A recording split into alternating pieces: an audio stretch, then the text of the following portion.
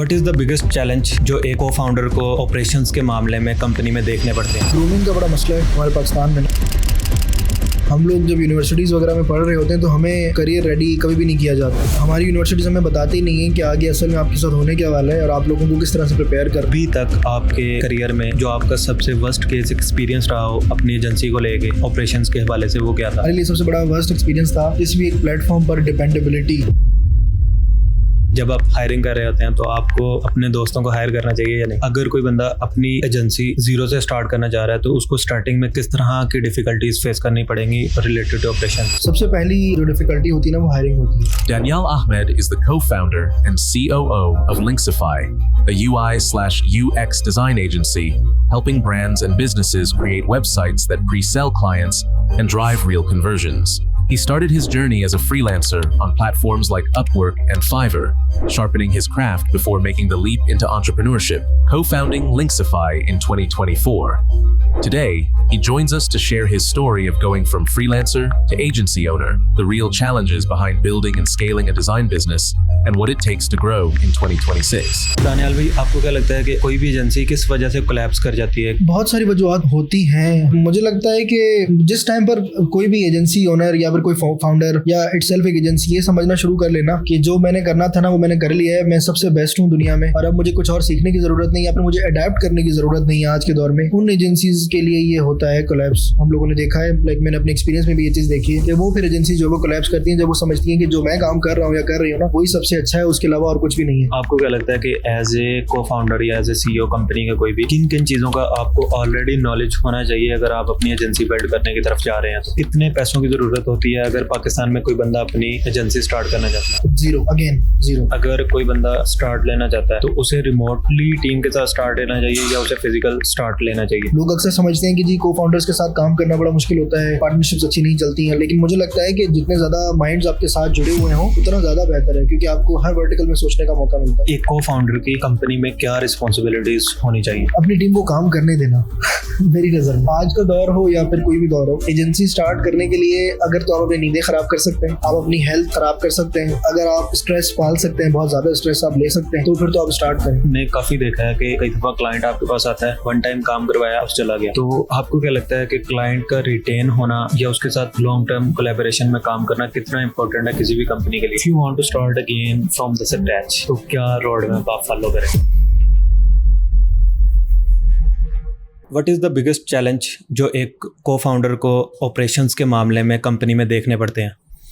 अच्छा, एजेंसी बनाते हुए को फाउंडर को बहुत सारे चैलेंजेस आते हैं, बनाने से पहले भी, बनाते हुए भी और बनाने के बाद भी, लेकिन मेरी नज़र में सबसे बड़ा चैलेंज है कंसिस्टेंसी। कंसिस्टेंटली अपने क्लाइंट्स को सर्व करते रहना, उनकी सर्विसेज को अच्छी तरह से प्रोवाइड करते रहना और अपनी टीम को भी कंसिस्टेंटली साथ लेकर चलना, ये मेक श्योर करना है कि आप भी ग्रो करें, आपकी टीम भी साथ साथ में ग्रो करे, ये सबसे बड़ा चैलेंज है मेरे लिए। व्हाट डू यू थिंक कि हायरिंग प्रोसेस कितना डिफ़िकल्ट होता है कि अगर आप बात करें कि कंपनी में कोई अच्छा टैलेंट हायर करने के हवाले से, तो आपको क्या लगता है कि आज के दौर में पाकिस्तान में से अच्छा टैलेंट फाइंड करना आसान है या? मेरी नज़र में आपके पास टैलेंट बहुत ज़्यादा है या फिर लोग बहुत ज़्यादा हैं जो बेचारे जॉबलेस हैं और वो जॉब्स ढूंढ रहे हैं, लेकिन अच्छा टैलेंट फाइंड करना आज भी उतना ही मुश्किल है जितना पहले था, क्योंकि हम लोग एवरेज वर्क देने के आदी हैं और बहुत सारी कंपनीज एवरेज वर्क लेने के भी आदी हैं, तो उसकी वजह से एक अच्छा टैलेंट मिलना जो कि आपका टाइम सबसे ज़्यादा सेव कर सके, ये सबसे बड़ा चैलेंज आज भी है। ऐसे जैसे दानियाल भाई आपने बात की अच्छे वर्क के हवाले से, तो आपको क्या लगता है कि हम किस जगह पे लैग कर रहे हैं कि हम लोग जो कोर्सेज या जो चीज़ें ले रहे हैं वो हमारे मतलब उतने वैल्यूएबल नहीं है या हम अपने आप को एक जगह पे स्टक कर लेते हैं जिसकी वजह से ग्रो नहीं कर पाते? अच्छा, ये ग्रूमिंग का बड़ा मसला है हमारे पाकिस्तान में ना। हम लोग जब यूनिवर्सिटीज़ वगैरह में पढ़ रहे होते हैं तो हमें करियर रेडी कभी भी नहीं किया जाता।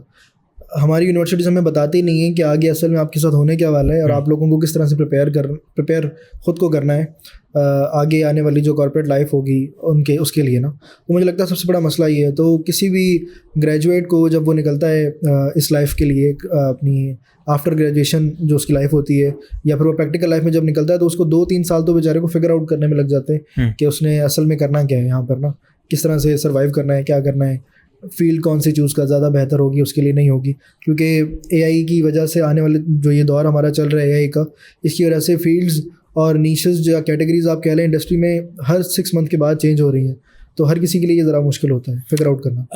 दानियाल भाई, आपने जिस तरह कहा कि स्टूडेंट्स को आइडिया ही नहीं होता जब वो यूनिवर्सिटी में या एजुकेशन ले रहे होते हैं कि उन्होंने किस फील्ड में जाना है या किस तरह उन्होंने राइट फील्ड चूज़ करनी है, तो आपको क्या लगता है कि क्या रोड मैप उन्हें फॉलो करना चाहिए कि जो वो अपनी स्टडी के साथ साथ फॉलो करते रहें और जब वो स्टडी से फ्री हों तो साथ ही उनको एक अच्छी जॉब या अच्छा बिजनेस वो डेवलप कर सकें?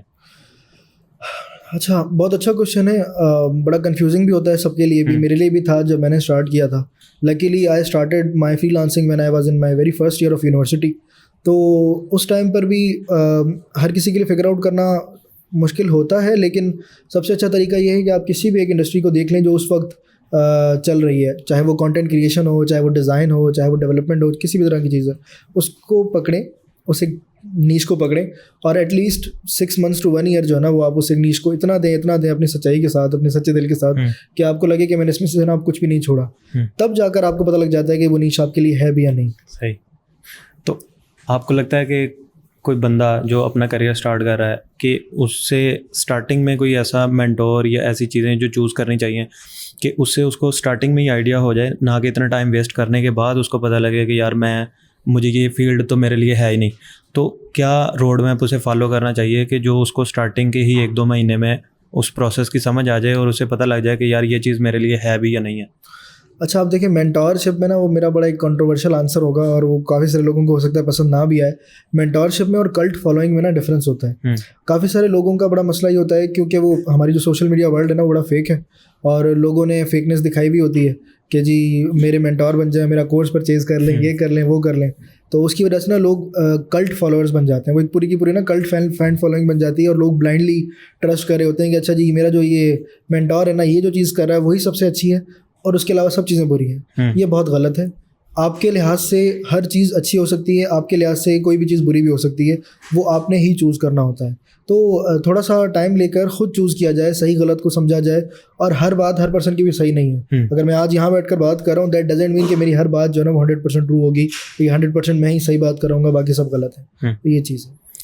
अच्छा दानियाल भाई, अभी तक आपके करियर में जो आपका सबसे वर्स्ट केस एक्सपीरियंस रहा हो अपनी एजेंसी को लेके ऑपरेशंस के हवाले से, वो क्या था? कौन सा वाला याद करूँ? जो मर्जी बता दें। मेरे लिए या हमारे लिए, जैन और मेरे लिए, मेरे जो को फाउंडर है उनके साथ, तो हमारे लिए सबसे बड़ा वर्स्ट एक्सपीरियंस था किसी भी एक प्लेटफॉर्म पर डिपेंडेबिलिटी। जब आप इतनी बड़ी एजेंसी रन करते हैं, यहाँ पर आप स्केल कर रहे होते हैं ना, इतने सारे लोगों के साथ लेकर चल रहे होते हैं सब लोगों को, तो आप किसी भी एक प्लेटफॉर्म पर डिपेंड नहीं करते। ये वो गलती थी जो हम लोगों ने की थी, लेकिन luckily we were very lucky कि हम लोग उस चीज़ से बच गए थे। बट वो हमारे लिए एक तरह का आई ओपनर था कि भाई नहीं, ऐसा कभी भी नहीं करना। You have to be like your agency has to be independent और depend on multiple platforms rather than one, क्योंकि उस एक प्लेटफॉर्म का क्या हो क्या नहीं हो कुछ भी नहीं पता होता हमें। तो ये चीज़। तो ये तो आपने कर दी क्लाइंट सेक्शन वाली बात। अगर हम बात करें टीम सेक्शन के हवाले से, तो वो क्या था कि जिससे आपकी मुझे लगता है कि उस जर्नी से कोई दूसरा बंदा भी सीख सके कि यार ये चीज़ मुझे अपनी कंपनी में इम्प्लीमेंट करनी चाहिए जिससे मैं इस नुकसान से बच सकूं। मैं दूसरों को यही मशवरा दूंगा कि आप लोगों को और अपने आसपास के लोगों को उतनी वैल्यू दें जितनी वो डिज़र्व करते हैं, बल्कि आप हमेशा ओवर वैल्यू दें, आई वुड से। क्योंकि जब आप ओवर डिलीवर करते हैं अपने साथ के लोगों को भी और क्लाइंट्स को भी ऑब्वियसली, तब आपकी अपनी वैल्यू है ना, वो वैसे भी बढ़ती चली जाती है। तो this is something I would say. काफ़ी सारी कंपनी स्टार्ट में ये बहुत गलती करती हैं कि वो अपने साथ वाले लोगों को या फिर अपने आसपास के लोगों को वैल्यू नहीं दे रही होती, जिसकी वजह से वो बाद में फिर फेल होते हैं और वो इस तरह के कंसर्न्स रेज़ करते हैं कि जी हमारे साथ जो लोग थे वो नहीं रहे, इधर उधर चले गए, ये हुआ वो, इस तरह। तो यहाँ पे मेरा एक क्वेश्चन है कि जब आप हायरिंग कर रहे होते हैं तो आपको अपने दोस्तों को हायर करना चाहिए या नहीं? बहुत अच्छा क्वेश्चन किया आपने। डेफिनेटली हायर करना चाहिए। बहुत सारे लोग यही कहते हैं कि नहीं जी अपने फ्रेंड्स को हायर ना करो, या फिर अपने जो फ्रेंड्स होते हैं या रिश्तेदार होते हैं उनसे ज़रा दूर रहो। मेरा मानना है कि सबसे पहले उनको हायर करो, क्योंकि मेरी उस दोस्ती का फ़ायदा नहीं है जब मेरे दोस्तों को मैं सपोर्ट ना कर सकूं या मैं उनको साथ ना लेकर चल सकूं। लेकिन आपको नहीं लगता दानियाल भाई कि उन्हें मैनेज करना किसी समहाउ मुश्किल हो जाता है कि अगर आपका बाहर का एम्प्लॉय है आप उसको हर तरह से मोल्ड कर सकते हैं, लेकिन अगर आपका दोस्त है या कोई रिश्तेदार है आप उस पर थोड़ी सी सख्ती करते हैं तो वो उसका थोड़ा नेचुरल बिहेवियर चेंज हो जाता है। बात आपकी ठीक है, गलत नहीं है, लेकिन मुझे लगता है फिर मैं यही कहूँगा maybe I was lucky, या फिर आप स्टार्टिंग में ही क्योंकि अगर वो आपके दोस्त हैं ना, अगर वो आपके सच्चे दोस्त हैं तो they will understand your position as well, कि आप कहाँ पर किस पोजीशन पर अभी स्टैंड करते हैं, उसकी बाउंड्रीज़ क्या हैं। और जब हम एक इस तरह के एनवायरनमेंट में होते हैं, कॉर्पोरेट कह लें या फिर आप कह लें कि वो लाइक वर्किंग एनवायरनमेंट है, उसमें क्या बाउंड्रीज़ क्रॉस नहीं करनी है, किस जगह रहना है हमें, लाइक किस तरह का बिहेवियर एक दूसरे के साथ रखना है। अगर इस चीज़ को हम लोग डे 1 से एक दूसरे को समझाना शुरू करें ना तो फिर प्रॉब्लम्स नहीं आते। ये प्रॉब्लम्स तब आते हैं जब आप बिल्कुल ही शुरू से ही ना वो एक काम बाद में और दोस्ती पहले वाला माहौल बना लेते हैं ना, तब चीज़ें होती हैं। ओके दानियाल भाई, how would you like to describe yourself, कि अगर कोई बंदा आपको देख रहा है तो किस तरह आप अपने आप को डिस्क्राइब करेंगे कि who is Daniyal? Daniyal is just a hard worker like anyone else, I would say. Journey के बारे में अगर आप मुझसे पूछना चाहें तो मैं आपको ये बता दूंगा, मैंने 2018 में स्टार्ट की थी अपनी फ्रीलांसिंग। मी एंड माय को फाउंडर, हम दोनों ने साथ साथ स्टार्ट की थी, लेकिन अलग अलग यूनिवर्सिटीज़ अलग अलग जगह अपनी अपनी फ्रीलांसिंग स्टार्ट की थी। फ्रीलांसिंग करते करते 4 साल गुजर गए। मैं उस बीच में जो है वो मैंने NFTP के लिए 1.5 साल पढ़ाया भी लोगों को, डिज़ाइन पढ़ाया, डिज़ाइन और फ्रीलांसिंग सिखाई। कॉन्ट्रैक्ट था वो ख़त्म हुआ, फिर मैंने मेरा शुरू से लेकर एक दिल था कि like I have to build a team because I have to scale and I have to build a team. So me and Zain, we both started this all, और now mashallah we are a team of 45 mashallah. तो and I love my people, I love my team, very hard working team, और मैं उस एक team को लेकर चल रहा हूँ। This is my introduction, I would say. नहीं, अगर स्पेसिफिकली आपकी कोर स्किल की बात की जाए तो आपने स्टार्टिंग किस तरह ली? स्टार्ट मैंने डिज़ाइन से लिया था। सही है। मेरा जो कोर स्किल था वो डिज़ाइन ही था, मैंने डिज़ाइन ही सीखा और डिज़ाइन करते करते जो है ना वो मैं आगे आया था। मेरे जो मेंटोर कह लें, बल्कि मुझे लगता है डिज़ाइन के पाकिस्तान में सबके ही मेंटोर हैं, GFX मेंटोर सर इमरान, वो मेरे मेंटोर थे। मेंटोर एज इनके मैंने उनके इनिशियली उनके ही कोर्सेज देखे थे, उसके बाद तो फिर स्काई इज़ द लिमिट। दुनिया जो है वो डिज़ाइन से भरी हुई है, अगर आपको नज़र आए डिज़ाइन तो आप हर जगह देख सकते हैं। तो वो मेरा कोर था। करते करते जो है वो डिज़ाइन से फिर हम लोग अब डेवलपमेंट और फिर उसके बाद कंटेंट, वीडियो एडिटिंग और इस तरह की चीज़ें, और लाइक हम लोग एक फुल फ्लेज एजेंसी जो है वो बन गए थे, जो कि हम लोग कंप्लीट सॉल्यूशंस दे रहे हैं। तो ये दानियाल भाई कितना मुश्किल होता है किसी भी इंडिविजुअल पर्सन के लिए, एक इंडिविजुअल से हट के आप एक एजेंसी के रोड मैप पे चल पड़ते हैं, एजेंसी रन करना स्टार्ट करते हैं, कि आपको किस पॉइंट पे लगा कि यार अब मेरे पास इतना काम या मैं इतना स्केल कर चुका हूँ कि मुझे एजेंसी की तरफ जाना चाहिए? ट्रांजिशन करना from freelancer to an like a leader is very hard, but मुझे लगता है कि लोग आपके साथ ना आपके विजन की वजह से जुड़ते हैं। अगर आपका विजन बहुत बड़ा है ना, लाइक बहुत अच्छा विजन है, बड़ा क्लियर सा विजन है और बहुत बड़ा विजन है, तो लोग आपके साथ जुड़ेंगे भी, वो आपके साथ चलेंगे भी। लेकिन अगर आपका खुद का भी विजन बहुत अनक्लियर सा है, ब्लरी सा है, आप खुद लोगों को लाइक समझा नहीं सकते, अपनी बात कन्वे नहीं कर सकते, तो लोग आपके साथ जो है वो नहीं जुड़ते। मेरा मानना ये है। अच्छा दानियाल भाई, अगर कोई बंदा अपनी एजेंसी ज़ीरो से स्टार्ट करना चाह रहा है तो उसको स्टार्टिंग में किस तरह की डिफ़िकल्टीज फेस करनी पड़ेंगी रिलेटेड टू ऑपरेशंस? ठीक है, मैं आपको अपने एक्सपीरियंस से बताता हूँ कि हम लोगों ने क्या क्या डिफ़िकल्टीज फेस की थी। सबसे पहली जो डिफ़िकल्टी होती है ना वो हायरिंग होती है। अगेन जो मैंने बात की थी कि आपके विजन को लेकर लोग आपके साथ अगर चलते हैं ना, तो आप उनको कैसे समझाओगे कि हाँ भाई हम जो काम कर रहे हैं वो काम आगे बड़ा होने वाला है और आप हमारे साथ जुड़ो या फिर हमारे साथ चलो, तो हम सब मिलकर ही ग्रो करेंगे। सबसे मुश्किल जो चीज़ है ना मेरी नज़र में वो है हायरिंग। पहला पर्सन जो हायर करना है ना वो सबसे ज़्यादा मुश्किल होता है। मेरे लिए एक अच्छी बात ये थी कि मेरे क्योंकि स्टूडेंट्स भी थे, जब मैं कॉन्ट्रैक्ट मेरा ख़त्म हुआ था तो मैंने उन्हीं में से जो मेरी नज़र में बहुत अच्छे स्टूडेंट्स थे, मैंने उन्हीं को पिक करके और उनको ट्रेन किया था। और फिर उनको ट्रेन करते करते फिर हम लोगों ने जब अपनी पहली हायरिंग की, ऑफिशियल एक पहली हायरिंग की, वो भी हमारे लिए बहुत मुश्किल थी। वो अगेन यही वाली बात थी कि वो ट्रस्ट हम पर कभी भी नहीं करते कि क्या इस एजेंसी का कोई फ्यूचर है भी, ये लोग कुछ कर भी पाएंगे या नहीं कर पाएंगे। तो हायरिंग के लिए या फिर जो आपका सबसे बड़ा जो इनिशियली जो एक चैलेंज आता है ना वो आपकी पोजीशनिंग होती है।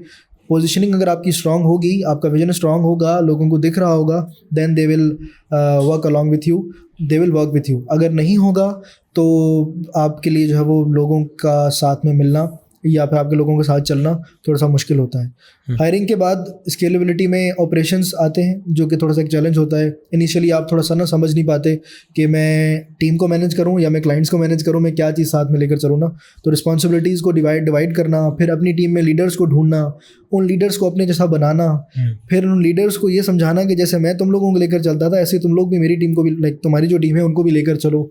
ये कुछ चैलेंजेस हैं। उसके बाद जब आपने इतनी बड़ी टीम रख ली हो तो फिर उस टीम को टीम के साथ साथ जो आपका जो बिज़नेस के जो सोर्सेज हैं या फिर आप जहाँ से जो भी सर्विसेज सोर्स करते हैं, बिज़नेस सोर्स करते हैं, उन सोर्सेज को बढ़ाते रहना, स्केल करते रहना, because you want to scale. ये कुछ चैलेंजेस हैं जो कि आपको अलग अलग जो है वो आते हैं। अच्छा दानियाल भाई, आपको क्या लगता है कि कोई भी एजेंसी किस वजह से कोलैप्स कर जाती है? कि अगर किसी अच्छे स्केल पे चली गई है, वो एजेंसी अच्छा रेवेन्यू भी अर्न कर रही है, लेकिन वो किसी वजह से कोलैप्स कर गई है, तो क्या वजह हो सकती है उसके पीछे? बहुत सारी वजूहत होती हैं, हो भी सकती हैं। अल्लाह ताला ना ही करे किसी के ऊपर इस तरह का वक्त आए। मुझे लगता है कि अगर आप जिस टाइम पर कोई भी एजेंसी ओनर या फिर कोई फाउंडर या इटसेल्फ एक एजेंसी ये समझना शुरू कर लेना कि जो मैंने करना था ना वो मैंने कर लिया है, मैं सबसे बेस्ट हूँ दुनिया में और अब मुझे कुछ और सीखने की ज़रूरत नहीं या फिर मुझे अडेप्ट करने की ज़रूरत नहीं है आज के दौर में, उन एजेंसीज़ के लिए ये होता है कोलैप्स। हम लोगों ने देखा है, लाइक मैंने अपने एक्सपीरियंस में भी ये चीज़ देखी है कि वो फिर एजेंसी जो है वो कोलैप्स करती हैं जब वो समझती हैं कि जो मैं काम कर रहा हूँ या कर रही हूँ ना वही सबसे अच्छा है, उसके अलावा और कुछ भी नहीं है और मैं यही करता रहूँगा सारी ज़िंदगी, मैं इसी चीज़ को लेकर भी चलूँगा, करता भी रहूँगा, मुझे कभी कोई मसला नहीं होगा। वो कंपनीज़ कोलैप्स करती हैं। एक ये वजह हो सकती है कोलैप्स होने की। दूसरी वजह मुझे लगता है लीडरशिप या मैनेजमेंट, जो अपर मैनेजमेंट होती है, उनकी आपस में कोलैबोरेशन। अगर उनकी आपस में कोलैबोरेशन ठीक नहीं है ना, डिसीजन मेकिंग में वो एक दूसरे के साथ बहुत ज़्यादा इंटरफेरेंस करते हैं, तो फिर ये चैलेंजेस जो है वो कंपनीज़ को देखने को मिलते हैं। अब जिस तरह एआई हर चीज़ में इन्वॉल्व होता जा रहा है, तो आपको क्या लगता है कि कौन सी ऐसी चीज़ें हैं जो हमें अडेप्ट करनी चाहिए जिससे हम आने वाले टाइम में रेलेवेंट रह सकेंगे? अब एआई ने इतना जल्दी और इतने कम टाइम में हर फील्ड में जो है वो अपनी एंट्री की है ना, तो मैं किसी भी फील्ड को इस तरह से नहीं कह सकता कि वो एआई से बच गई है या क्या, एक्सेप्ट शायद फार्मिंग में भी खेती बाड़ी, उसके अलावा तो जो भी फील्ड्स हैं उनमें एआई तो अब बहुत ज़्यादा इन्वॉल्व है और वो बहुत अच्छी तरह से इन्वॉल्व हो चुका है। तो अभी के दौर में मैं कहूँगा कि आप अपना ही काम करते हुए जितना ज़्यादा एआई को यूज़ कर सकते हैं ना, जो आप काम इतने सालों से करते हुए आ रहे थे, आप उसको एआई की हेल्प से जितना ज़्यादा पॉलिश, जितना ज़्यादा मल्टीप्लाई कर सकते हैं वो करें, वही पर्सन सबसे आगे जाएगा। बट ऐसा कुछ भी नहीं है कि जी अब एआई आ गया तो मैं अपनी डिज़ाइन छोड़कर किसी और तरफ चला जाऊँ, या फिर मैं डेवलपमेंट करता था तो मैं अब डेवलपमेंट छोड़कर किसी और तरफ चला जाऊँ। नहीं, आप करें वही चीज़, लेकिन उसमें आप जितना ज़्यादा एआई इनकॉर्पोरेट कर सकते हैं अपने वर्क फ्लोज में, ये सबसे इम्पोर्टेंट है। दानियाल भाई, आपको लगता है कि वाकई ही जिस तरह एआई के लोग बातें करते हैं उतना उन्होंने अडेप्ट भी किया है एआई को?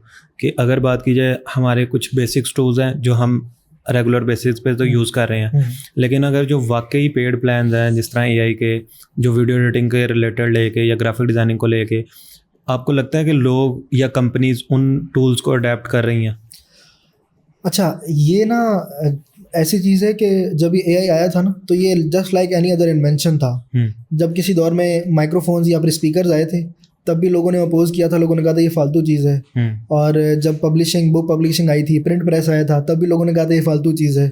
जब डिज़ाइन के अच्छे टूल्स आने लगे तब भी लोगों ने कहा। अब एआई का भी इस तरह का एक टाइम चला कि जब एआई आया तो लोगों ने बहुत ज़्यादा मॉक किया। आधे से ज़्यादा लोग, इंक्लूडिंग अस, मैं किसी और को नहीं, इंक्लूडिंग अस, हम लोग जो है वो सिर्फ और सिर्फ मॉक ही कर रहे थे कि एआई जो है बड़ी फालतू चीज़ है, ये क्या कर लेगी, इससे बेहतर मैं कर लेता हूँ, मैं एआई को चैलेंज देता हूँ, ये करता हूँ, वो करता हूँ।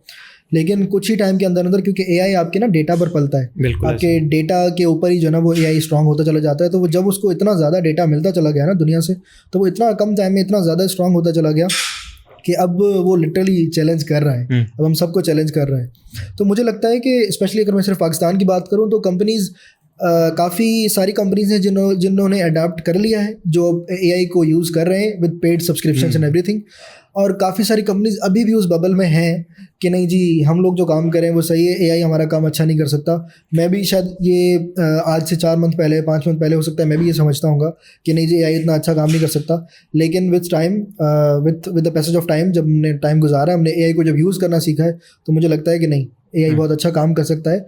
AI का काम करने वाले लोगों की जो है ना वो अब ज़रूरत बहुत ज़्यादा है कि AI से वो कितना अच्छा काम कौन पर्सन करवा सकता है, अब ज़्यादा ज़रूरत इस तरह के लोगों की है। दानियाल भाई, after working with so many clients, so many peoples, आपको क्या लगता है कि आने वाले टाइम में कौन सी ऐसी फील्ड्स हैं जो हमें अडेप्ट करनी चाहिए, जिससे हम मतलब आने वाले टाइम में अपने आप को बैक कर सकेंगे? प्रॉम्प्ट इंजीनियरिंग मेरी नज़र में, अगर आप एक अच्छे प्रॉम्प्टर हैं ना, प्रॉम्प्ट्स अच्छे देना जानते हैं आप, ये जो LLMs हैं, AI मॉडल्स हैं, GPT हो गया, क्लाउड हो गया, किसी भी तरह के डीप सीक वगैरह, अगर आप इनको समझ सकते हैं ना, इनको क्रैक कर सकते हैं, क्रैक एज इन के असल में ये मॉडल्स काम किस तरह से करते हैं, हमें इनसे काम असल में लेना कैसे है, अगर आप ये चीज़ समझते हैं तो आगे आपकी बहुत ज़्यादा वैल्यू है। अगर आप इन चीज़ों को क्रैक करना जानते हैं, चाहे वो डिज़ाइन हो, चाहे वो डेवलपमेंट हो, चाहे वो एडिटिंग हो, किसी भी तरह की कोई भी फील्ड हो, डजेंट मैटर एट ऑल, लेकिन अगर आप प्रॉम्प्ट इंजीनियरिंग बहुत अच्छे से जानते हैं तो आप हर मसला हल कर सकते हैं। मैं अगर आपको एक एग्जांपल दूं तो पिछले वीकेंड की बात है, संडे था, मेरी टीम ऑफ पर थी, तो एक क्लाइंट आया, उन्होंने एक काम कहा छोटा सा, मैं इतना ज़्यादा डिटेल में नहीं जाऊंगा लेकिन मैं बता देता हूँ, उन्होंने एक छोटा सा काम कहा, वो काम था तो छोटा, लेकिन वो मैंने कभी आज से पहले नहीं किया था, तो क्योंकि मुझे वो नहीं आता था तो मुझे क्लाइंट ने कहा ये आप कर देंगे। मैंने क्लाइंट को ना नहीं कहा, ना मैंने उसका हाँ कहा, मैंने सिर्फ क्लाइंट को ये कहा कि आप मुझे थोड़ा सा टाइम दें, I will let you know. मैंने फ़ौरन से ही AI की हेल्प से वो काम करवाने की शुरुआत की। मैंने देखा कि वो काम हो सकता है, नहीं हो सकता, और मैंने किया तो वो काम हो गया। देन मैंने क्लाइंट को सिर्फ वो चीज़ दिखाई कि देखो यही आप चाह रहे थे, तो क्लाइंट ने कहा बिल्कुल यही था, आप ऐसा करो कि just send me the invoice and I will pay you. तो see that's how strong AI has gotten with time, इतना ज़्यादा स्ट्रॉन्ग हो चुका है। तो आप अगर अच्छा प्रॉम्प्ट लिखना जानते हैं, अगर अच्छा काम करवाना जानते हैं AI से, तो आपकी बहुत वैल्यू आगे। अभी जिस तरह आपने अपनी एग्जांपल ही दी, आपको क्या लगता है कि एज ए को फाउंडर या एज ए CEO कंपनी का कोई भी, किन किन चीज़ों का आपको ऑलरेडी नॉलेज होना चाहिए अगर आप अपनी एजेंसी बिल्ड करने की तरफ जा रहे हैं? तो फ्रेंकली स्पीकिंग किसी की भी नहीं। अच्छा, you can figure out with time.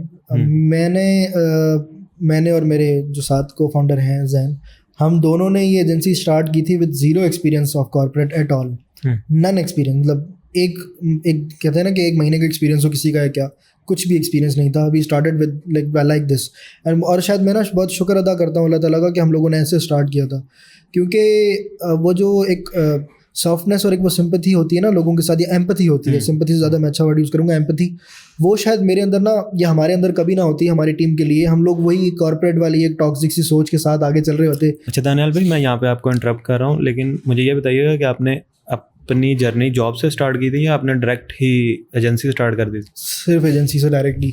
मेरा जो इससे पहले जो contract national freelance training programme के साथ भी रहा था ना, वो मेरा एक कॉन्ट्रैक्ट इस तरह का होता था कि मुझे कोई 1.5 आवर की सिर्फ एक क्लास देनी होती थी, वो भी रिमोटली।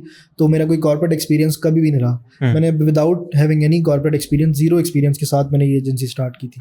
मैंने और मेरे को फाउंडर दोनों नहीं, हम दोनों को कोई एक्सपीरियंस नहीं था। आपको क्या लगता है कि कितने पैसों की ज़रूरत होती है अगर पाकिस्तान में कोई बंदा अपनी एजेंसी स्टार्ट करना चाहता है? Zero, again zero. क्यों?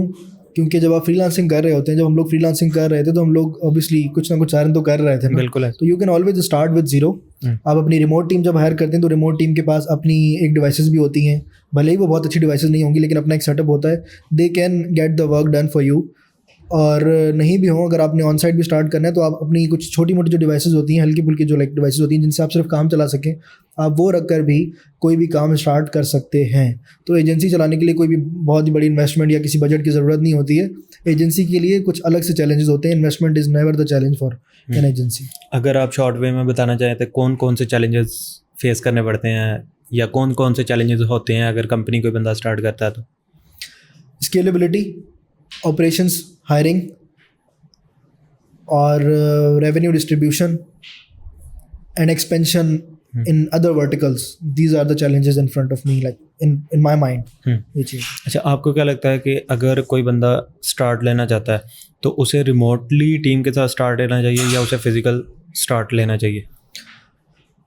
उसको स्टार्ट लेना चाहिए। सबसे पहली चीज़ जो है ना वो उसको स्टार्ट लेना चाहिए, क्योंकि जब हम लोग ट्रांजिशन कर रहे होते हैं ना तो हमारे लिए पहला स्टेप ही सबसे मुश्किल होता है। ये बात आपने बहुत सारे लोगों से पहले भी सुनी हुई है, मैं भी यही वाली बात करूँगा कि पहला स्टेप बहुत ज़्यादा मुश्किल होता है, और बिल्कुल ऐसा ही है। सबसे पहले स्टार्ट लेना चाहिए, जैसे भी वो ले सकते हैं। अगर तो उनके आसपास के लोग इस तरह के हैं और उनके पास एक छोटा मोटा सा भी सेटअप है, भले ही उनके घर की एक बैठक क्यों ना हो, कि वो एक रूम बना हुआ है कि उसमें वो 4 पीसीज रख सकते हैं, 4 पीसीज नहीं भी रख सकते तो वो एक टेबल रख सकते हैं जिस पर 4 लैपटॉप्स आ सकें, तो वो रिमोटली ऑन साइट स्टार्ट करें, सबसे अच्छी चीज़ है। लेकिन नहीं भी कर सकते तो वो रिमोट भी स्टार्ट करें। हम लोगों ने अपनी एजेंसी स्टार्ट की थी remotely. Me and Zen used to live in an apartment together, and that is where we started a remote team. जब हम लोगों ने 6 से 8 लोग कर लिए थे, देन हम लोग जब अपने दोस्तों से अब खुद से बेहतर लोगों से मिलते थे, ये हमारा एक बड़ा इंपॉर्टेंट चीज़ होती थी कि हम अपने खुद से बेहतर लोगों से मिले, तो वो हमें जो है वो यही मशवरा देते थे कि you should go on site, भले छोटे से छोटे स्टार्ट करो लेकिन please go on site. Then we started with room office. हमने एक रूम ऑफिस रेंट पर लिया, रूम ऑफिस बहुत छोटा सा था, 6 से 8 लोगों की कैपेसिटी थी उसमें, वो हम लोगों ने रेंट पर लिया और उसमें हम लोगों ने जल्दी से सेटअप एक करके और अपनी टीम को बिठाना शुरू किया। उसी से ही जो है वो हमें बहुत ज़्यादा एक्सपोजर मिला। अच्छा दानियाल भाई, आपको लगता है कि ये वर्थ इट है कि आप अपने फिजिकल सेटअप पे इतना ज़्यादा मतलब एक्सपेंस करते हो, इतनी चीज़ें ऐड करते हो, मशीन्स भी लेके दे रहे हो, सारा कुछ कर रहे हो, तो आपको लगता है कि ये वर्थ इट है? क्योंकि मैंने ये देखा है कि रिमोटली भी काफ़ी एजेंसीज काम कर रही हैं और वो बहुत अच्छे स्केल पे काम कर रही हैं, तो आपको लगता है कि ये वाली चीज़ अडाप्ट करनी चाहिए? देखें, मेरी नज़र में ना ऑन साइट स्टार्ट करना सबसे ज़्यादा ज़रूरी मेरे खुद के लिए था, क्योंकि मुझे सीखना था। मेरी टीम तो चले, हो सकता है कि मैं बहुत सीखी सिखाई टीम भी जो है वो ऑन बोर्ड कर लूँगा, हायर कर लूँगा और वो टीम काम कर लेगी, लेकिन सबसे पहले मुझे सीखना था कि मैं लोगों के साथ बैठकर काम कैसे कर सकता हूँ। एक ऐसा पर्सन जिसने एक कमरे में 4 साल बंद होकर सिर्फ और सिर्फ काम किया हो, क्लाइंट्स के साथ बात की हो, वो भी रिमोटली, उस पर्सन को बहुत कुछ सीखने की ज़रूरत है। तो मेरी नज़र में मेरा सीखना ज़्यादा ज़रूरी था, और उस सीखने के लिए हमेशा वर्थ इट है। वो समझ लें कि आप अपने ऊपर इन्वेस्ट कर रहे हैं या आप किसी और के ऊपर इन्वेस्ट नहीं कर रहे हैं, या आप अपने ऊपर इन्वेस्ट कर रहे हैं कि you will learn a lot among the people जिनके साथ आप काम करोगे। आप उनके तरीके सीखोगे, आपको ये पता चलेगा कि सिर्फ आपका तरीका सही नहीं है, बाकी लोगों का तरीका भी ठीक है। आप उनके तरीक़ों को समझोगे, उनके काम को समझोगे, आपने लोगों के साथ डील कैसे करना है, उनको साथ में कैसे लेकर चलना है, ये सब चीज़ें सीखोगे। तो ये चीज़ें हैं, तो it's definitely worth it. What do you think, how much important is this कि अगर आपके साथ कोई बंदा अटैच है, जैसे आपके साथ आपके को-फाउंडर थे, आपने बताया कि आपने उनके साथ अपनी ज़ीरो से जर्नी स्टार्ट की, तो आपको लगता है कि इस चीज़ ने आपको बैक किया था कहीं ना कहीं? बिल्कुल किया था। मैं और जैन आज भी ये समझते हैं कि हम लोग आज 2 हैं तो हम बहुत कम हैं। शायद हम लोग अगर 4-5 लोग होते तो हम लोग बहुत अच्छा और भी ज़्यादा बेहतर होता। लोग अक्सर समझते हैं कि जी को-फाउंडर्स के साथ काम करना बड़ा मुश्किल होता है, आप फाउंडर्स के साथ पार्टनरशिप्स अच्छी नहीं चलती हैं, अल्लाह ना करे या क्या। लेकिन मुझे लगता है कि जितने ज़्यादा माइंड्स आपके साथ जुड़े हुए हों उतना ज़्यादा बेहतर है, क्योंकि आपको हर वर्टिकल में सोचने का मौका मिलता है। इसमें तो फिर काफ़ी कन्फ्लिक्ट भी नहीं आ जाता कि जितने ज़्यादा माइंड होते हैं वो बंदा अपने हिसाब से सोच रहा है, आप अपने हिसाब से, तो इस चीज़ को किस तरह कोई बंदा मैनेज कर सकता है? हाँ, अच्छा क्वेश्चन है। अब माइंड बिल्कुल कॉन्फ्लिक्ट्स आते हैं। कॉन्फ्लिक्ट्स तब आते हैं जब आप एक दूसरे के डिसीजंस पे इंटरफेरेंस करना शुरू करते हैं ना। सबसे अच्छा तरीका स्टार्टिंग से लेकर ये होता है, अगर आप पार्टनरशिप कर भी रहे हैं तो आप हमेशा अपनी रिस्पॉन्सिबिलिटीज़ को डिवाइड करें। सही। आप अगर 4 लोग भी हैं या फिर आप 2 लोग भी हैं, आप अपनी रिस्पॉन्सिबिलिटीज़ को प्रॉपरली डिवाइड करें कि जी आपने जो काम करना है वो आपने करना है, ये काम आपके हैं, ये काम जी मेरे हैं, ठीक है। और हम लोग एक दूसरे को उन कामों में ओपिनियंस अपने ज़रूर दिया करेंगे, लेकिन डिसीजन मेकिंग में अपर हैंड जिसका वो काम है वो उसी का ही होगा। अगर फॉर एग्जांपल अगर ऑपरेशंस मेरा काम है तो obviously I would love to get an opinion from anyone, लेकिन in the end final decision मेरा होगा, क्योंकि ऑपरेशंस मेरा काम है। इसी तरह से अगर कोई फाइनेंसेस के डिसीजन है या फिर कोई और चीज़ है, लेट्स XYZ किसी भी तरह का डिसीजन है जो कि असल में मेरी रिस्पॉन्सिबिलिटी है ही नहीं, तो मैं हमेशा अपर हैंड नेक्स्ट पर्सन को ही दूंगा, मैं उन्हीं को ही दूंगा, मैं अपना ओपिनियन ज़रूर दूंगा, लेकिन मैं कभी भी उस डिसीजन में इंटरफेयर नहीं करूंगा। और सबसे ज़रूरी चीज़, जब वो डिसीजन ले लिया जाए, जब वो डिसीजन मैनेजमेंट का डिसीजन बन जाए, निकल कर सामने आए, तो उस डिसीजन को इस तरह से बैक करना कि वो आपका अपना डिसीजन था, इवन दो आपने उस पर एग्री ना किया। This is very important. आपको क्या लगता है कि जब आप बिल्कुल स्टार्टिंग पे होते हैं, जब तो आपकी पार्टनरशिप और ये चीज़ें बड़ी स्मूथ चल रही होती हैं, जब आप एक अच्छे स्केल पे ग्रो कर गए हैं, अब आपका रेवेन्यू भी डबल है, हर चीज़ आपके पास है, उस टाइम पे आप किस तरह चीज़ों को स्मूथली मैनेज कर सकते हैं? ऑटोमेट करके। ऑटोमेट दो तरह का होता है, या तो आप अपने साथ की जो आपकी जो टीम है, जो मैनेजमेंट के फ़ौरन बाद जो लीडिंग टीम बनी है, जो लीड करती है, वो इतने ज़्यादा स्किल्ड हो, आपकी लाइक लीडरशिप उनमें भी आए, वो इतने ज़्यादा स्किल्ड हों कि वो आपकी टीम को बहुत स्मूथली लेकर चल सकें, आपकी ज़रूरत ना हो। एक ये तरीका है। और आज के दौर में फिर वो एआई भी उतना ज़्यादा है। अगर पहले वाली हम बात करें ऑटोमेशन जो लोगों के साथ है, तो हमेशा मुझे लगता है मेरी नज़र में कोई भी वर्क फ्लो या फिर कोई भी बिज़नेस अच्छा तब चल सकता है जब उस बिज़नेस को आपकी ज़रूरत ना हो। यू बीइंग अ फाउंडर और को फाउंडर, अगर वो बिज़नेस आपकी वजह से चलता है ना, जब आप उस बिज़नेस का पार्ट होते हैं, फॉर एग्जांपल एक बहुत सारे समझ लें कि पजल्स हैं और उसमें अगर आप नहीं हैं तो आपके बगैर जो है ना वो समझ लें चल नहीं पा रहा है क्या, तब वो बिज़नेस मेरी नज़र में बिज़नेस नहीं है। वो वर्क फ्लो जो है ना वो मेरी नज़र में सक्सेसफुल नहीं है, क्योंकि उसको आपकी ज़रूरत है, आपके बगैर वो चल ही नहीं सकता। आपने उसको तभी अच्छा बनाना है जब आप अपने साथ इस तरह के लोगों को लेकर चलें, या फिर अपनी टीम को इतना ज़्यादा आप स्किल्ड बनाएं भी, और स्किल्ड लोगों को भी साथ में जोड़ें जो कि आपके ऑपरेशंस को, आपकी बिज़नेस को उस तरह से लेकर चल सकें जिस तरह से आप लेकर चलते हैं। दनियाल भाई, आपको लगता है कि एक स्केल तक कंपनी को ग्रो करने के बाद आप अपनी टीम पर रिलाई कर सकते हैं कि अभी जिस तरह आपने कहा कि मैं यहाँ पे नहीं भी हूँ, चीज़ें ऑटोमेट हैं और टीम वर्किंग कर रही है, तो आप अपनी टीम पर रिलाई कर सकते हैं, या फाउंडर का या को फाउंडर का कंपनी में होना लाजमी बात होती है? बिल्कुल, आप हमेशा रिलाई कर सकते हैं। शुरू में ऑब्वियसली आपको बहुत ज़्यादा मुश्किल होती है, क्योंकि आप अपनी टीम से जो एक्सपेक्ट कर रहे होते हैं ना, वो आप खुद के एक्सपीरियंस जितना किसी से एक्सपेक्ट कर रहे होते हैं, वो सबसे बड़ी गलती होती है किसी भी को फाउंडर की या फाउंडर की, कि वो उतना ही एक्सपेक्ट करें जितना आप जानते हैं या फिर आप समझते हैं खुद। ऑब्वियसली आपकी टीम अगर आई है तो उनका कम एक्सपीरियंस भी होगा, कम सालों का एक्सपीरियंस भी होगा, वो आपसे कम स्केल्ड भी हैं, इक्विप्ड भी हैं, क्योंकि आपने एक एजेंसी बना ली, आपने जो वो इतना ज़्यादा काम कर लिया है, तो आप उनसे उतना ही एक्सपेक्ट करें जितना करना चाहिए। तो लेकिन विथ टाइम अगर आप ट्रस्ट हमेशा 2 वेज होता है, अगर आप अपनी टीम पर ट्रस्ट करना शुरू करें, वो ऑब्वियसली गलतियां करेंगे, आप उन गलतियों को भी बैक करें और उन गलतियों से उनको सिखाएं भी, आप खुद भी सीखें कि जी शायद मेरे समझाने में गलती थी, मैंने जो है वो सिखाया उतना अच्छा नहीं, आप और बेहतर तरीके से सिखाएं, बेहतर तरीके से समझाएं, तो आप अपनी टीम पर बिल्कुल रिलाई कर सकते हैं with time. What do you think कि एक को फाउंडर की कंपनी में क्या रिस्पॉन्सिबिलिटीज़ होनी चाहिए? अपनी टीम को काम करने देना।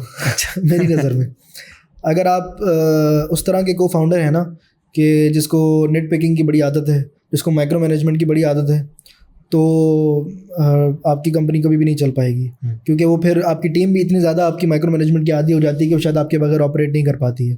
तो को फाउंडर की स्किल्स में लीडरशिप तो आती है कि वो लीड करे, वो बॉस ना बने कि जी फुल एक्सेट सिस्टम हो और उस तरह का कल्चर ना हो, और वो लीडर बने कि जहाँ मेरी टीम को ज़रूरत हो, और ऐसा बनना कि अगर मेरी टीम कहीं कंफ्यूज होगी, कहीं फंसेगी, कुछ होगा, तो दे कैन ऑलवेज कॉल मी। वो मुझसे डरे नहीं, मेरी टीम मुझसे डरे नहीं कि नहीं भी अब तो क्या ही होगा, हम उनको बताएंगे तो हमें सुनने को मिलेगी आएगा। ऐसा ना हो जहाँ पर वो उनको कोई कन्फ्यूजन हो, कोई प्रॉब्लम हो, तो वो आपके पास सबसे पहले है, उनकी माइंड में सबसे पहले आपका ही ख्याल है कि जी हेल्प मिलेगी तो यहाँ से मिलेगी। ये मुझे लगता है कि एक लीडर के अंदर सबसे ज़्यादा होनी चाहिए। अभी जिस तरह आपने बात की लीडर की, आपको क्या लगता है कि एक लीडर में और एक बॉस में क्या डिफरेंस होता है? लीडर और बॉस में यही डिफरेंस होता है कि बॉस समझता है कि जो काम मैं कर रहा हूँ वो सबसे अच्छा है और मेरा तरीका ही सबसे अच्छा है, मेरे तरीके पर ही हमेशा से चलो, मेरे तरीके से बेहतर कोई तरीका नहीं है। जो बॉस होता है वो अडॉप्ट नहीं करता, वो माइक्रो मैनेजमेंट करता है, वो नेट पिकिंग करता है हर मामले में, और वो उतनी वैल्यू लोगों को नहीं दे पाता जितनी उसको देनी चाहिए। वो सिर्फ और सिर्फ अपनी वैल्यू को हमेशा सबसे आगे ही रखता है। तो ये कुछ चीज़ें हैं। और लीडर के अंदर उसका ऑपोजिट होता है। लीडर अपनी टीम के काम को वैल्यू भी देता है, रिकॉग्नाइज भी करता है, और उनके तरीक़ों से सीखता भी है, अपनी टीम के तरीक़ों से सीखता भी है कि हाँ भाई ये वाला तरीका इससे मुझसे बेहतर भी है। ये चीज़। अच्छा, if we talk about your starting journey, जिस तरह आपने डिज़ाइनिंग से स्टार्ट किया, आपको क्या लगता है कि जब आपने स्टार्ट किया था और अब की डिज़ाइनिंग में कितना फ़र्क आ गया? अगर आप परसेंटेज पूछेंगे ना तो मैं कहूँगा 200% फ़र्क आ गया है। उस टाइम पर जब हम लोगों ने स्टार्ट किया था इन 2018, तो तब डिज़ाइन सारा का सारा मैन्युअली हुआ करता था, और हर चीज़ आपको मैन्युअली ड्रॉ करनी पड़ती थी, बनानी पड़ती थी, हर चीज़ तरह से थी। वो बड़ा एक टाइम लगता था और उस काम की बड़ी एक वैल्यू भी लगती थी। आज के टाइम में आप अच्छे से अच्छा काम जो है ना वो यहीं से करवा सकते हैं, या आपका काम वही काम जिसमें शायद आपको 8 घंटे 10 घंटे का भी लगा करते थे, मे बी 3 दिन लगा करते थे, वो काम आज AI आपको 5 मिनट, 10 मिनट, 15 मिनट में करके दे देता है, सिर्फ आपकी प्रॉम्प्टिंग स्ट्रांग हो। तो बहुत ज़्यादा फ़र्क है। और इसी वजह से आज के दौर में सिर्फ स्किल्स पर ख़ुद को रिलाय करना ना, कि मैंने ये स्किल सीख लिया डिज़ाइन का या एडिटिंग का, इन स्किल्स पर ख़ुद को रिलाय करना आज के दौर में बहुत ज़्यादा मुश्किल है। आपको लगता है कि आने वाले दौर में ग्राफिक डिज़ाइनर रिलेट कर पाएंगे सिचुएशन के हिसाब से? हाँ, बिल्कुल कर पाएंगे। Designers will always be relevant, design is everywhere. मुझे लगता है कि कोई भी चीज़ डेड नहीं होती है, चीज़ें एम्पलीफाई होती हैं, चीज़ें अडेप्ट करनी पड़ती हैं। जब आप अडेप्ट कर जाते हैं तो फिर आप आगे चले जाते हैं। कोई भी चीज़ कभी भी डेड नहीं होती है। फॉर एग्जांपल कल के डिज़ाइनर में और आज के डिज़ाइनर में अगर मैं किसी डिज़ाइनर को देखूंगा तो मैं उसको ये कहूँगा कि चलें आप जो डिज़ाइनिंग टूल्स हैं ना वो तो आप लाजमी सीखें ही सीखें। मैं कुछ टाइम पहले अपनी टीम के साथ ये मीटिंग कर चुका हूँ। मैंने अपनी टीम को लाइक AI से रिलेटेड हम लोगों ने पूरी मीटिंग की थी स्पेशली डिज़ाइनर्स के लिए, और हम लोगों ने उनसे यही बात की थी कि देखें डिज़ाइन को AI ने पकड़ा तो है, ठीक है, और बड़े अच्छे तरीके से पकड़ा है, और उस तरह का वॉल्यूम अब हमें भी नज़र नहीं आता जो वॉल्यूम पहले डिज़ाइन में हुआ करता था फ्रीलांस बेस्ड सर्विस में, या फिर सर्विस बेस्ड कोई भी चीज़ थी। उसकी वजह यही है कि जो एवरेज काम था ना वो पहले चलता था, क्योंकि क्लाइंट्स को वो एवरेज काम करना नहीं आता था या करवाना नहीं आता था। वो फिर डिज़ाइनर्स के पास ही आते थे, वो उनसे करवाते थे। तो जो एक बिलो एवरेज डिज़ाइनर होता था वो भी चलता था, ऑन एवरेज डिज़ाइनर, सब पार डिज़ाइनर वो भी चलता था, जो ब्रिलियंट डिज़ाइनर है वो तो चलता ही जाता था। AI के आने के बाद क्या हुआ, बिलो एवरेज और एवरेज ख़त्म। अब अगर कोई चल रहा है तो जो ब्रिलियंट था, जो like top of the line था, बिल्कुल ही जो सबसे अच्छा था, वो आज भी चल रहा है। और वो आज तब जाकर ही चल रहा है जब वो AI को अपने पास अपने साथ अच्छी तरह से जोड़ चुका है और उसकी हेल्प जो है वो मैक्सिमम वेज में ले रहा है। तो AI ने बिल्कुल डैमेज किया डिज़ाइन को या फिर वॉल्यूम को डैमेज किया, लेकिन उसने बहुत चीज़ें बेहतर भी की। तो अगर हम जितना ज़्यादा जोड़ लें अपने साथ, हम उतना बेहतर आगे जा सकते हैं। If you want to start again from the scratch, तो क्या रोड मैप आप फॉलो करेंगे? अगर मैंने स्टार्ट करना हो बिल्कुल स्क्रैच से, तो मैं यही रोड मैप फॉलो करूँगा। मैं सबसे पहले अपनी प्रॉम्प्टिंग स्ट्रॉन्ग करूँगा, जितनी ज़्यादा मुझे स्ट्रॉन्ग करनी चाहिए मैं अपनी प्रॉम्प्टिंग स्ट्रॉन्ग करूँगा। मैं ख़ुद को सॉल्यूशन ओरिएंटेड या आउटकम ओरिएंटेड बनाऊँगा कि मैं क्लाइंट्स को आउटकम सेल कर सकूँ। Like initially when I started या व्हेन वी स्टार्टेड, हम लोग क्लाइंट्स को आउटकम नहीं सेल करते थे, हम वो एक पार्ट ऑफ सर्विस या पार्ट ऑफ वर्क सेल करते थे। विद टाइम आपको समझ आता है कि असल में उसकी वैल्यू है ही नहीं। अगेन जैसे इससे बेहतर टूल आ गया, इससे बेहतर वो चीज़ आ गई, तो वो लेयर जो थी ना पार्ट ऑफ सर्विस, वो आपकी ऐसा करके ख़त्म होती चली जाती है। आउटकम में और आइडिया में जो डिफरेंस था ना पहले, इन्हीं लेयर्स का हुआ करता था कि जी सर्विस है, आपको ये वाली सर्विस भी चाहिए, ये वाली सर्विस भी चाहिए, ये वाला सर्विस चाहिए, ये वाला काम भी चाहिए, सब काम चाहिए। तो विथ द एवोल्यूशन जो अब इस दुनिया में चल रही, तो वो लेयर्स ख़त्म होती चली गई और आइडिया और जो आउटकम था उसमें डिस्टेंस कम से कम होता चला जा रहा है, हुआ भी है। तो मैं ख़ुद को डायरेक्टली आउटकम ओरिएंटेड बनाऊंगा या सॉल्यूशन ओरिएंटेड बनाऊंगा कि मैं किसी पर्सन की जो असल प्रॉब्लम थी जिसकी वजह से वो सक्सेसफुल नहीं हो पा रहा, या फिर वो लाइक उसके लिए एक बॉटलनेक बन रहा है या फिर वो प्रॉब्लम बन रहा है, मैं उस प्रॉब्लम को कैसे सॉल्व कर सकता हूँ। तो this is what I would like to think when if I start from scratch. Daniyal भाई, आपने ये तो बता दिया अपने बारे में, लेकिन अगर आपको एजेंसी स्क्रैच से दोबारा बिल्ड करनी पड़े तो क्या रोड मैप हो सकता है? अगर मैं खुद स्टार्ट कर रहा हूँ स्क्रैच से, even if I am a freelancer और like I am starting an agency, तो मैं कंटेंट को उतनी इंपॉर्टेंस दूंगा जितनी मैं आज दे रहा हूँ शायद, या फिर मैं शायद आज भी अभी उतनी नहीं दे रहा जितनी देनी चाहिए। क्योंकि मुझे लगता है कि अगर आप अपनी जर्नी को दिखाना शुरू करें तो आप, क्योंकि आप एक काम कर ही रहे हैं, तो क्यों ना उसको रिकॉर्ड करके अगर आप दुनिया के सामने दिखाएं और आप दुनिया को इंस्पायर करें। उसका मकसद बिल्कुल भी फ्लैक्स करना नहीं होता है कि आप लोगों के सामने फ्लैक्स करें कि जी चलो जी मैंने ये काम कर लिया, क्या नहीं। अगर आप लोगों को इंस्पायर कर सकते हैं तो आप उससे भी बहुत कुछ सीखते हैं। आप ऐसे ऐसे लोगों से मिलते हैं जिससे आप बहुत कुछ जो है, जिससे आप और भी ज़्यादा आगे जाते हैं। यस, तो मुझे लगता है कि अगर मैं स्टार्ट करूँगा तो मैं कंटेंट और अपनी जो मार्केटिंग है ना उस पर बहुत ज़्यादा काम करूँगा। उसकी मिसाल मैं आपको देता हूँ। हम लोगों ने जब एक छोटे ऑफिस से स्टार्ट किया था ना, तो बहुत गलत बात है ये, लेकिन एक है। हम लोगों को ना बड़ी शर्म आती थी कि यार हम लोग इस तरह का अब अपना ऑफिस वगैरह ना लिंक्डइन पर या फिर इंस्टाग्राम पर नहीं दिखा सकते। क्यों? क्योंकि यार वो एक छोटा सा ऑफिस है, अजीब सा ऑफिस है। हम लोगों ने देखे हुए थे बड़े सुनहरे ख्वाब, तो हम लोगों ने देखे हुए थे यार अब जब बड़ा ऑफिस होगा ना तब दिखाएंगे, या फिर हम लोग तब जो है ना वो दुनिया को दिखाएंगे चलो जी हम लोगों ने ये चीज़ें की हुई हैं क्या। तो मुझे लगता है कि ये बड़ी बेवकूफ़ी होती है। विद टाइम मैंने ये सीखा कि बहुत बड़ी बेवकूफ़ी है। आप असल में वो चीज़ सिखाएं, वो चीज़ दिखाएं। वो जो रॉनेस है ना उस चीज़ में स्टार्ट करने वाले पॉइंट पर असल आप जो है ना वो सब लोगों से तब रिलेट कर पाते हो जब आप उनको ये दिखाते हो कि यार ये था असल पॉइंट, या स्टार्टिंग पॉइंट ये था, यहाँ से स्टार्ट करके हम लोग जो है ना वो कितना ज़्यादा आगे ग्रो करके आए, आगे लेकर आए। तो असल चीज़ वो है। तो अगर मुझे स्टार्ट करना होगा ना तो मैं उस चीज़ को सबसे ज़्यादा रिकॉर्ड करके सबसे ज़्यादा लोगों को दिखाऊंगा कि this is how we started, this is where we all started.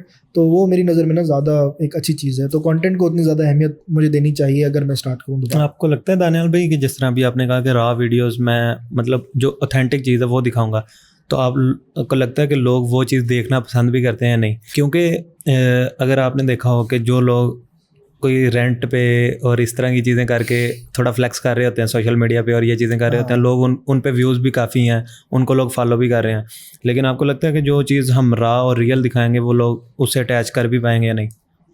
देखें, social media is a very fake world मेरी नज़र में। और सोशल मीडिया पर हर तरह का कंटेंट चलता है, या फिर मैं कहूँगा कि दो तरह का कंटेंट चलता है, या वो बहुत बुरा हो या वो बहुत अच्छा हो। लेकिन आपने जैसे बात की ना कि आपका जो अगर रॉ कंटेंट होगा तो वो ज़्यादा चल पाएगा नहीं चल पाएगा, मुझे लगता है कि भले ही उस पर बहुत ज़्यादा लाइक्स और बहुत ज़्यादा वो शेयर्स ना भी आएँ या कमेंट्स बहुत ज़्यादा ना भी आएँ, लेकिन असल रिलेटेबल चीज़ वही है। तो एंड ऑफ द डे जब वो पर्सन बहुत सारी स्क्रॉलिंग करके सोएगा ना तो सबसे ज़्यादा नज़र में अगर उसके माइंड में अगर कोई चीज़ बैठी होगी ना तो वही बैठी होगी कि यार ये देखो उस पर्सन ने इस तरह से स्टार्ट किया तो मैं क्यों नहीं कर सकता। वो इंस्पायर जो अगर वो कोई अगर चीज़ उसको करेगी ना तो वो वही चीज़ करेगी, चाहे उसने उसको लाइक किया ना हो, चाहे उसने उस पर कमेंट ना किया हो कि पता नहीं मैं ये ठीक कर भी रहा नहीं कर रहा हूँ, लेकिन सबसे ज़्यादा याद उसको वही चीज़ रहेगी। तो मेरी नज़र में यस, रॉ या फिर रिलेटेबल चीज़ जो है ना वो सबसे ज़्यादा इम्पॉर्टेंट है, एंगेज करती है लोगों को।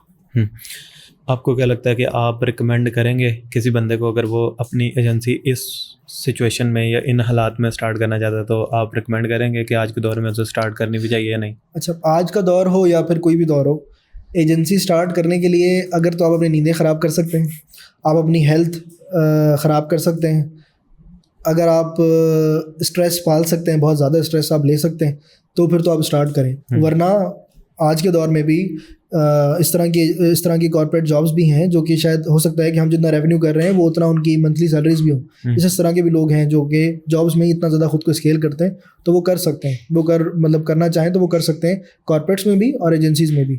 अगर आपके अंदर वो एक हसल वाला एक माइंडसेट है ना कि नहीं मुझे कुछ ना बहुत ज़्यादा मेहनत करके एक हासिल करना है और कुछ अपना करना है, तब आप ज़रूर स्टार्ट करें, वरना सोच समझ कर स्टार्ट करें, ये चीज़ है। अच्छा, अब जिस तरह आपने खुद ही बात कर दी कि जॉब से भी काफ़ी लोग रेवेन्यू अच्छा अर्न कर सकते हैं, तो आपको नहीं लगता कि इतना स्ट्रेस लेना, इतनी चीज़ें करना, उसके बाद भी आपको मे भी रेवेन्यू में बचत आ रही है नहीं आ रही, ये तो at the end of the month पता लगेगा। लेकिन अगर सेफ साइड आप जाते हैं कि आप अगर अपनी स्किल में अच्छे हो जाते हैं और आप मतलब 2 लाख 3 लाख पाकिस्तान में रह के कमा रहे हैं, एक अच्छी हैंडसम अमाउंट है, तो ये ज़्यादा बेहतर है या ये वाली साइड ज़्यादा बेहतर है?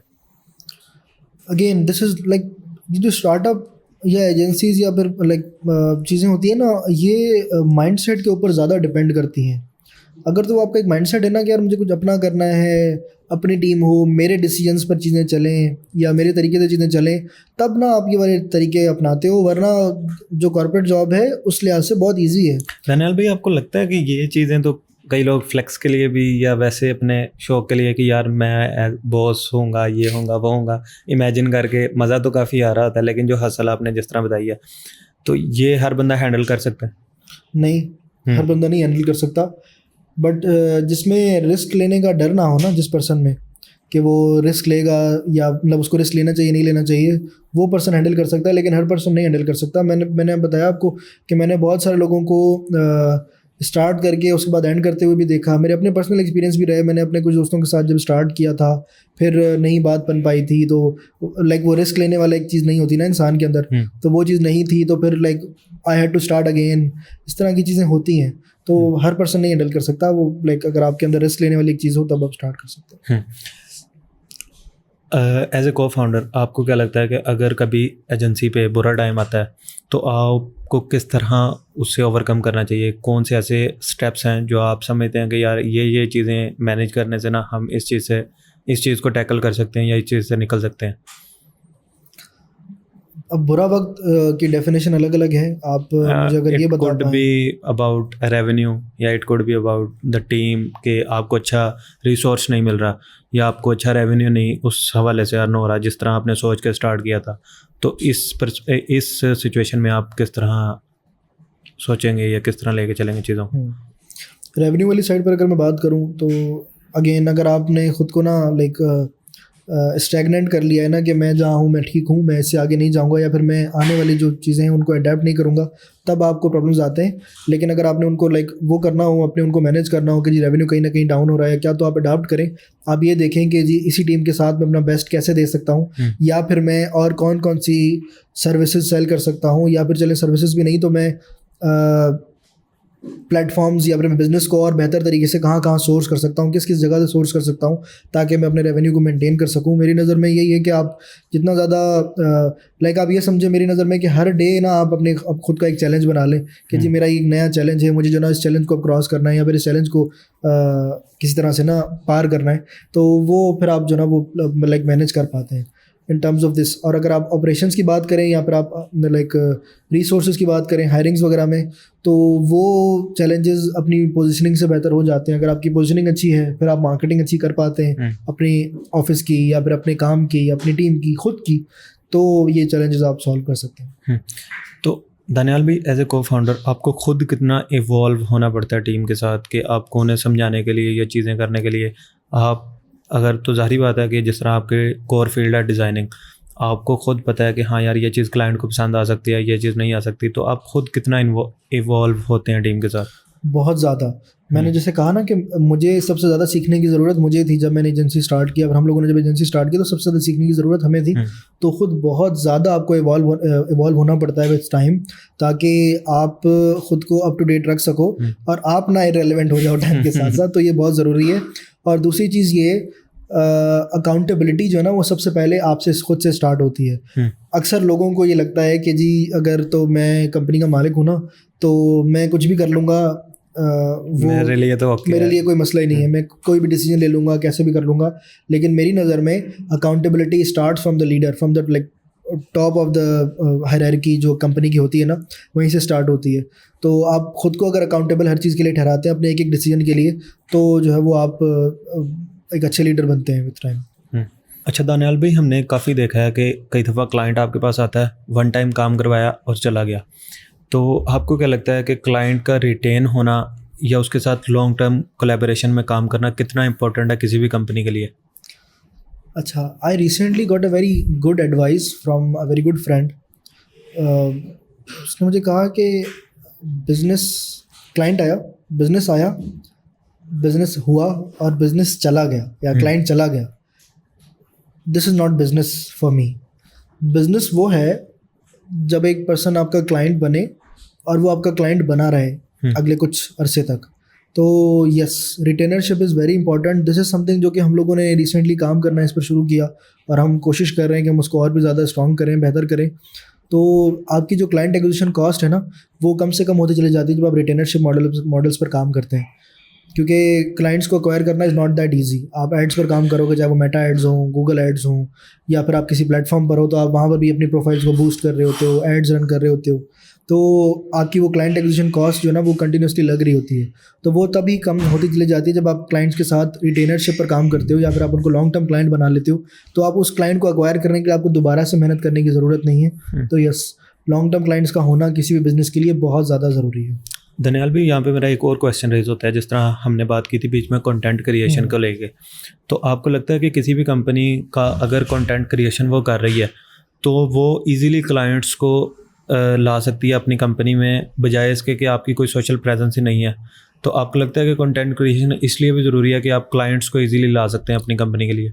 यस, बिल्कुल, कंटेंट क्रिएशन इसके लिए भी बहुत ज़्यादा ज़रूरी है, because clients or people love to see how you work, and once they see it like मैं आपको बता रहा हूँ, हमने बहुत सारे, जब हम लोगों ने अपनी पोजीशनिंग बेहतर की थी, जब हम लोगों ने एक ऑफिस बना लिया, या फिर हम लोगों ने जब लाइक क्लाइंट्स के सामने खुद को दिखाना शुरू किया कि yes this is how we work, this is our team, हम लोग काम कर रहे हैं या क्या, तो यस लोगों ने लाइक क्लाइंट्स ने हमारे ऊपर और भी ज़्यादा ट्रस्ट करना शुरू किया। बिकॉज आप नहीं दिखाते हो अपने काम को या क्या, तो लोग उतना ज़्यादा ट्रस्ट नहीं करते, बिकॉज दे ऑलवेज थिंक कि अच्छा जी इसने मुझसे जो ना वो काम तो लाइक काम कर ले लिया है, लेकिन वो हो सकता है आउटसोर्स कर रहा हो, किसी न किसी से करवा रहा हो, कोई जुगाड़ कर रहा हो या क्या, ये चीज़ें लोगों को लग रही होती हैं। तो यस, जितना ज़्यादा आप लोगों को दिखाते हैं कंटेंट की शक्ल में कि हाउ यू वर्क, और ख़ुद को दिखाना से मुराद ये भी है कि आप अपने काम को दिखाते हैं कि जी देखें हम लोगों ने ये काम भी किया है, ये भी काम किया है, ये हम लोगों ने रिसेंटली किया था, ये 2 साल पहले किया था, इस तरह की चीज़ें। तो yes, this also helps you a lot in client acquisition, और ये आपकी ना इनबाउंड सेल्स के लिए बड़ा एक अच्छा तरीका भी है। कंटेंट का थोड़ा स्लो प्रोसेस होता है, आप कंटेंट बनाते चले जाते हैं, वायरलिटी और वो जो चीज़ें वो बड़े बाद में आती हैं, कुछ टाइम के बाद आती हैं, लेकिन ये भी बहुत ज़्यादा ज़रूरी है क्लाइंट एक्विजिशन के लिए भी और क्लाइंट रिटेनरशिप के लिए भी। सो दनियाल भाई, what was the best piece of advice do you have ever gate?